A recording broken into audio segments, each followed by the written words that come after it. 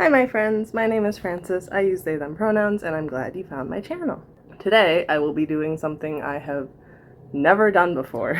Even in my vehement anti-feminist phase of 2016 would I ever watch a video from Fox News. But Frances, why are you putting yourself through this? That's a great question. I'm experimenting with my channel currently, and I was in YouTube Studio and I saw one of the videos suggested based on my content was a Fox News video about non-binary people. We're gonna go through it. This will be my first commentary YouTube video ever. My first time ever watching Fox News. It's gonna be a trip. I'm actually kind of nervous. The video we're watching today is Emily Compagno warns real questions need to be asked about Spike and non-binary youth. My heart rate is risen. I'm so nervous. I don't want to watch this. Honey, no. I love you, Krobus, but you can't go on my computer right now. Oregon now seeing a huge spike in the number of students who identify as non-binary. According to state enrollment data, more than 2,700 students identified as non-binary in the 2022-2023 school year. That's a 57% jump from the year before. Our state needs to focus more on setting the nearly 60% of students who can't read at grade level up for success, rather than discussing topics that should be left up to parents. Yes, they definitely should be bringing kids up to grade level. Are they gonna? Let's say that non-binary is not an issue at all, like nobody's talking about it, right? Are they gonna put in the resources to bring kids up to grade level? Are they actually going to put in the work? Are they going to advocate for schools and Common Core to be upgraded? Are they going to put in the work? Who's gonna do that? And is it only gonna be brought up when discussing these things? Is it going to be like so many issues where it's just used as like a, well, look it, we should be focusing on this grander tragedy? And I don't know how many parents are going to be equipped with the knowledge to discuss this. You know, Harris, hard to ignore that this increase in New Jersey and Oregon does correspond with a corporate push, a blue state push. There's a lot of transphobia in the world. Who's pushing this? I'm so confused. So the moment's message is about control. And who do you control? The very people who say that they need you in order to feel whole.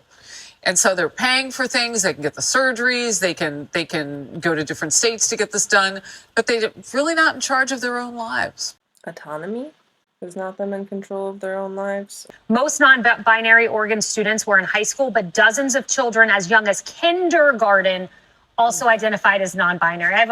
I knew as a non-binary.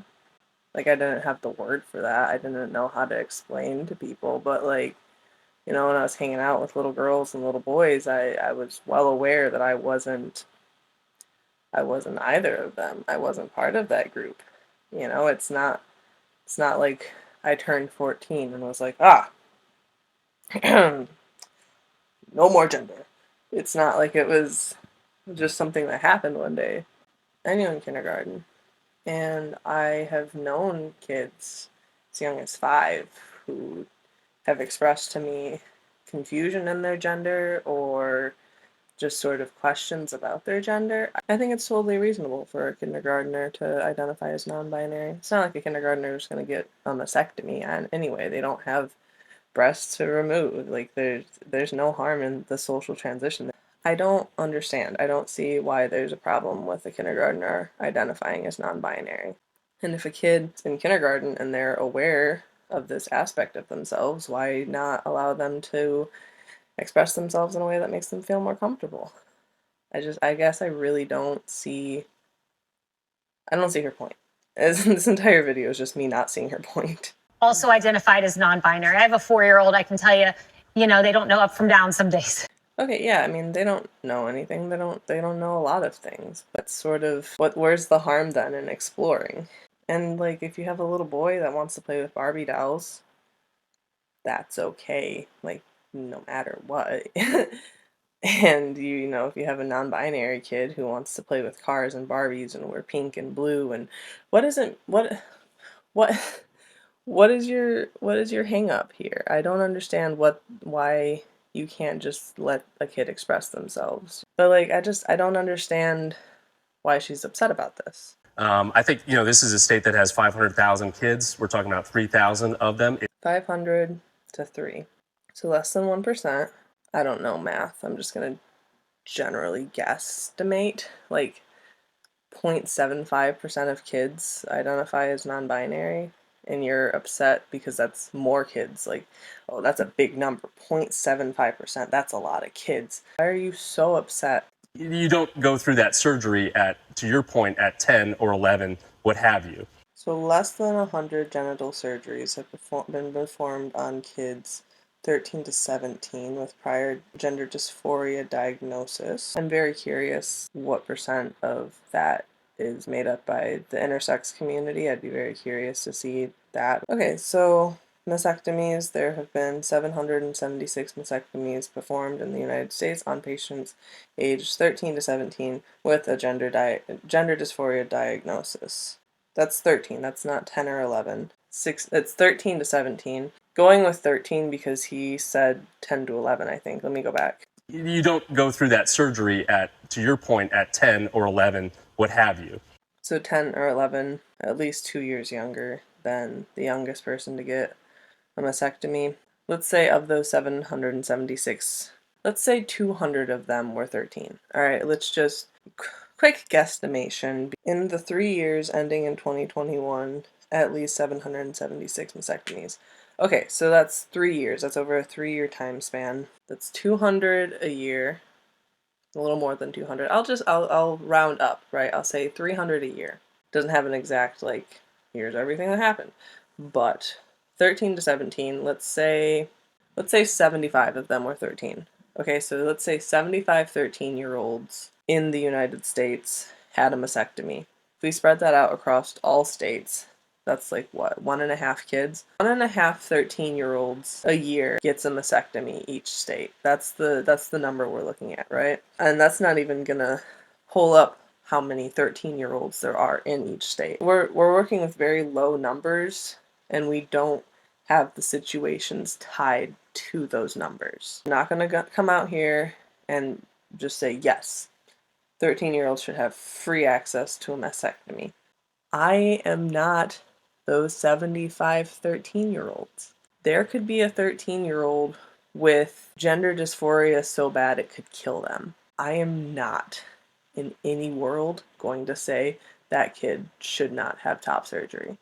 There is no world where I'm going to be like, yes, that kid whose gender dysphoria is going to kill them. No, don't treat the gender dysphoria. Don't treat their illness. Especially because so many trans people know, like they know from a young age that I'm just saying. No one loves these children as much as their parents, which is why we shouldn't have parental secrecy policies like in the state of New Jersey. Not all parents deserve kids. There are parents who seem really like great parents until you say you're gay. And then next thing you know, you're homeless and your life is ruined. There's a reason. It's not some grand conspiracy. It's because kids could experience homelessness. There is a very real threat to their life. And if they go into homelessness, they become so at risk. Queer youth are already so at risk for so many things. Sorry, man, this video is 4 minutes long, and just like talking about it. The thing is that they're missing a lot of context here. They're missing a lot of nuance. They're just sort of using fear, and they're not showing good numbers because they want to push a narrative, and people are going to follow that narrative because it's what they're already being fed, it's what they already believe, and it's a news source that they trust, so they're not going to look in and break down the numbers. They're not thinking about the kids. They want to live in this perfect world. They want to live in a perfect world. I don't even know what world they want to live in, actually, because I want to say that they want to live in a world where a non-binary kid can go up to their parent and say, I'm non-binary, and they will be accepted and they won't be put into homelessness. That's what I would like to say that they believe. I think that what they're saying shows that, though. Let's say a student comes out to a teacher and there's no parental secrecy laws, so that teacher has to tell the parents First off, they've just outed that kid and taken a very big part of their life away. Coming out to someone, especially someone as important to your parents, like that's a big moment. And let's say your teacher, they have a non-binary kid, or they themselves are non-binary, or they've shown that they have a lot of wisdom, and maybe you want to go to them and be like, hey, teach, I want to come out to my parents, but I'm really afraid, can you give me some advice? Or maybe it's like, hey, teach, I'm non-binary. It gives me a lot of dysphoria to hear my birth name, but my parents would kick me out of the house if they found out I was non-binary. These are two really, really real cases in which a kid would want to tell their teacher and not have their parent immediately know. What harm is it going to do? Do parents have to know every secret in their kid's life? God, no. Kids need privacy. Kids need their own autonomy to make decisions. Like, yeah, if they're doing something stupid, their parents should be in on it so that they don't get themselves killed or something. If it's just, hey, I want to go by the name Sage, big whoop. Why do their parents need to? When that little bit of knowledge could cause that kid so much life-altering awfulness, why does the parent need to be informed? Why do you think that it should be kept? I don't understand. Right. And I think I really love your point where if more people feel safe to come out, that's wonderful. And that's a testament to our time. But I think real questions need to be asked about that skyrocketing percentage and whether it's actually honest and reflective of what those children who will eventually be adults. Okay, so why do you care that less than 1% of kids identifies as non-binary? That can change. Gender isn't like a stagnant thing. Like, I know I said that I knew I was non-binary when I was a kindergartner. It's true, but also my gender identity has evolved since then, because I feel like everyone's gender identity, and I do mean everyone, everyone's gender identity has evolved since the age of 5. When you're a 5-year-old boy, you're sitting there and your gender identity is in eating mud and throwing rocks. And then when you're an adult, and your gender identity is in like having a beard and having a job. I don't know, I'm just making stuff up. I was never a little boy. Yeah, gender identity is going to change. Why does it matter if we have a very strict, yes, this is 100% the reality, that less than 1% of kids is non-binary. Like that, why does it need to be an accurate statistic? It's probably more than that. It's probably a lot more than that identify as non-binary, but there's still so much backlash from people like you, that they still don't feel comfortable to come out because now they're a rising statistic and they're just part of the crowd. They're a lemming jumping off a cliff, even if Disney pushed them off a cliff. When I was 5, I technically identified as a little girl. That's what I identified as. That's not how I turned out. Do you have a problem with that? Like, do you think that I should have been out at 5? Like, does it matter if you know your gender identity at 5? Children are susceptible. Let's just get real.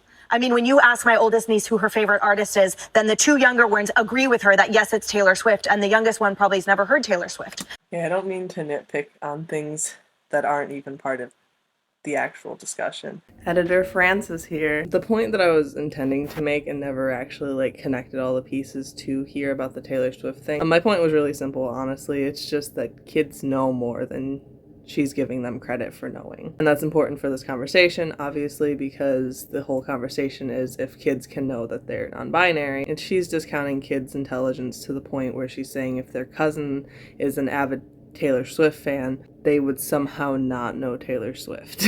And my point is just that we should give kids more credit and that they know more than you think that they would know. The youngest one probably has never heard Taylor Swift. First off, who's never heard Taylor Swift? At this point, in our world, who doesn't know Taylor Swift?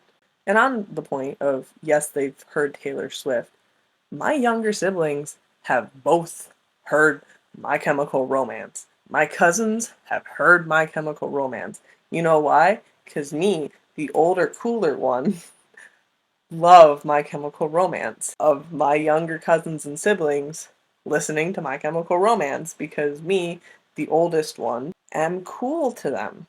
That's just kind of how kids are. Yeah, they're susceptible. Okay, I agree with you. I agree with you so far. Kids are susceptible. So the whole point is they will do what their peers are doing. They will do what their parents tell them. They will do what influences are around them. So if the influence will do what their peers are doing. Okay, they'll do what their peers are doing. Less than 1% of kids. Okay, I'm a substitute teacher. I haven't said that part yet. Mainly because I didn't want people to watch 3 seconds into the video and be like, oh my god, you're a substitute teacher. I just didn't want to deal with that. But if you made it this far, hopefully we're on some sort of wavelength together. I'm a substitute teacher. I work with non-binary kids. I'm also a camp counselor.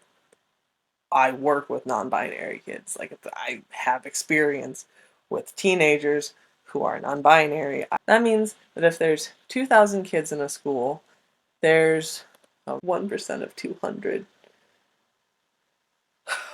Okay, 20. That in a school with 2,000 kids, less than 20 of them will be non-binary. If the thing you're saying is true, why not more than 20 kids? First off, sorry, I'm losing my points here. I'm trying to wrap my head around. This is like so far out of my world. I'm just trying to understand her point of view and sort of explain, because, you know, real questions need to be asked. You ask, I answer. That's kind of my channel thing here, you know? Their friends come out as non-binary and then they come out as non-binary, it's probably because they were like,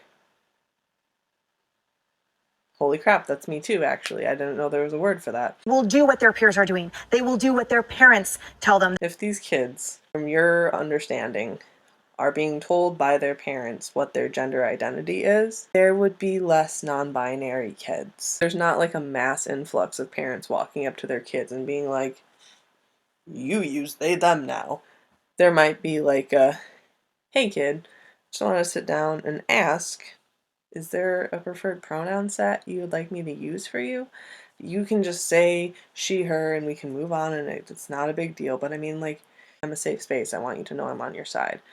Like that, there's might be parents, I hope there's parents having those conversations, but there's probably an astronomically small amount of parents going, you're non-binary, you gotta take it as that. That's what I said, you're non-binary. However, there's a lot of parents who go, you're a girl and that's what I said and you have to believe what I said and you are not a boy, you are a girl. Or the other way around, you are a boy and that is exactly what you are as a boy, you are not a girl, and I know best. The thing you're saying about parents is the reverse. Uno reverse card. So if the influences are stronger outside of the home than they are inside the home. Wait, parents are inside the home. You listed 3 things that presumably are on the outside of the home because that's what you're talking about. But one of those things is inside the home. Wait, I'm going back again. Sorry, apparently this sentence is very loaded for me. So the whole point is they will do what their peers are doing. They will do what their parents tell them. They will do what. Isn't this all about parental choice? Wait, what is their argument here? I thought they were arguing for parental choice, but she just said what their parent. Now you're othering progressive parents. I thought the division here was us, the parents, and them, the teachers and the friends and the peers and the influencers, right? I thought that that's what it was us, the parents, versus the world. But no, it's just us, the parents who agree with me, versus them, everyone else. It's, holy crap, no, it's literally us who believe exactly what we believe versus everyone else, including our own kids. That's messed up. We know that discipline in the Portland schools must take into account whether the child identifies as LGBTQ+. So there you go. Now they're out of detention. Requires school officials to consider a disruptive student's race, gender identity, and sexual orientation when crafting that student's disciplinary plan. Must develop a support plan. Okay, so yeah, a support plan should include the aspects of a kid's life. This is like the equity tree, the equality equity tree. Yeah, this, okay. Okay, so it's literally just saying that when a kid is having behavioral problems and needs help, that you have to take into account that kid's background, which is just like obvious. It's equity. It's taking into consideration all of the factors that make up a person, and then that person is then going to have a plan that can help them best, right? Because if you have a kid who one of their behavioral issues is being caused by extreme bullying, like you have to take that into account. And then when you're working on the treatment plan, you have to, yeah, like obviously. That's like being like, I can't believe that IEPs require equity among different disabilities. Like, it's a treatment plan. Yes, the treatment plan should have all the factors that make the kid and contribute to the behaviors. I'm just going to send my daughter to Harris whenever Oh, she's no. a teenager. Harris has done a great job with her girls. This Oh, seems you're too exhausting, kind. Kaylee. I don't know how we're going to do it when our girls are teenagers. So, Harris, you can have mine. Well, Oh, I hope to God none of these people's kids are queer. That stresses me out. I know it's a joke, but she's literally, like, the conversation is about a non-binary kid, like non-binary kids, and she's saying, oh my God, I can't deal with my daughters.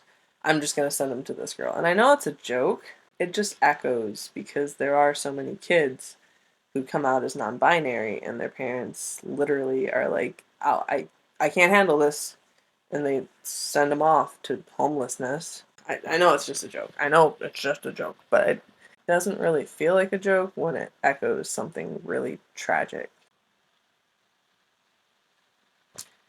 Alright guys, thank you so much for watching. If you like this, please let me know. Please let me know what you want from me. I'm just experimenting, I'm trying stuff out, and I really appreciate your support. I'm very glad you made it this far through the video. Hopefully you enjoyed yourself. Do what the YouTubers tell you to do. You know, the whole, oh, you don't know about that? Yeah, the whole like and subscribe thing. It just, being a YouTuber and having to tell your audience to like and subscribe feels like a curse.